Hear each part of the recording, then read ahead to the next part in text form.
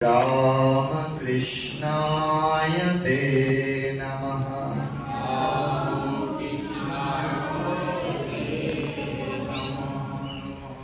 जननीं शारदां देवीं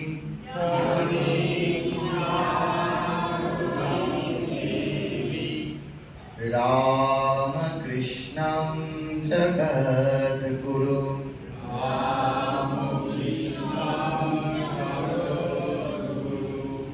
पादपद्मे तयो श्रित्वा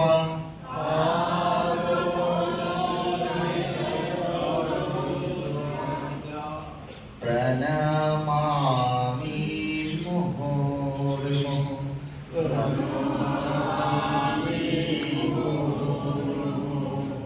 नमः श्री जतिराजाय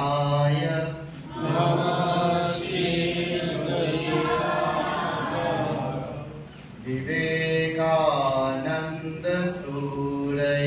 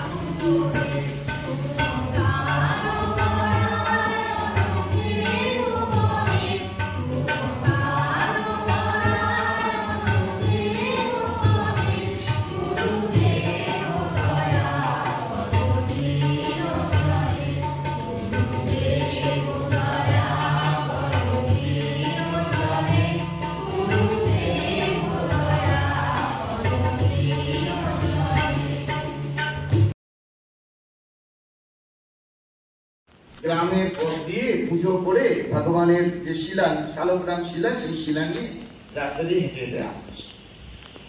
লক্ষ্মী দেবীর খুব একেবারে কষ্ট হয়েছে সেটি দেখে। যেই মুহূর্তে কষ্ট হয়েছে তখন লক্ষ্মী দেবী নারায়ণকে বলছেন, প্রভু এই যে তোমার এত দরিদ্র ভক্ত, তার তুমি একটু দারিদ্রতাকে ঘুচিয়ে দিতে পারো নাকি? তখন প্রভু বলছেন, হ্যাঁ পারি। তাহলে তুমি দাও না কেন? বলছে, আমি যদি ওর দারিদ্রতা ঘুচিয়েও দিই, তখন মা লক্ষ্মী দেবী বিশ্বাস করতে চাইলেন।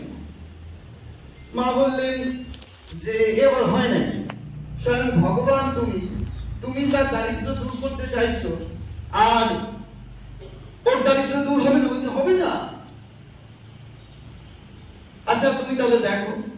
তা ওই ব্রাহ্মণ তিনি যে পথ দিয়ে পুজো করে ফিরছিলেন, সেই পথের এক থলি মোহর, স্বর্ণ মোহর তিনি বটুয়ার ব্যাগে করে ফেলে দিলেন। সেই ব্রাহ্মণ রাস্তায় আস্তে আস্তে তার কি যে খেয়াল হলো, তার মনে হলো এই ঘর দুপুরবেলা রোদ, একেবারে প্রখর রৌদ্র, রাস্তার দিকে তাকানো যাচ্ছে না, চোখটা আপনা আপনি বন্ধ হয়ে আসছে। তাই একটু দেখি যাদের চোখে দেখতে পায় না, অন্ধ ব্যক্তি, তারা রাস্তা